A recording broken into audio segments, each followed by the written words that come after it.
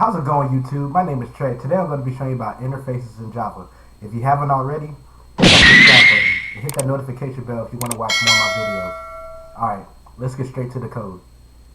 Alright, so for this video we're going to have two Java files. Our first one is going to be a Goku file and a Z-Fighter moves file. So our first file is going to be public class Goku. And for its data field, Goku is going to have a name. And next, we're going to have our constructor.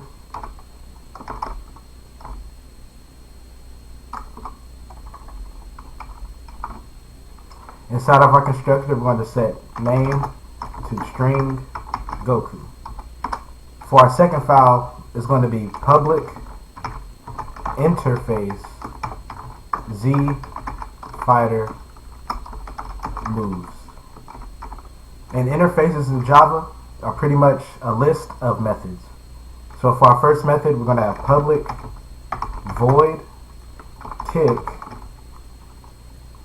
and instead of close brackets, we're going to have a semicolon. Next method on our list is public void throw kamehameha. And the third method on our list is going to be public void say name. So now we're going to go back to our Goku file. For our Goku file, we're going to simply say public class Goku implements Z fighter moves. So once we use this keyword, we're going to be able to use all our methods that we created in our list in our interface. So now we can decide what we want to put inside of our methods that we're implementing from our interface. So let's say we're going to have, for kick, we'll just say pow. For our throw kamehameha method, we're just going to simply say kamehameha. And for our last method, we're going to simply say my name is Goku. Inside of our main method, we're going to create our Goku object. So Goku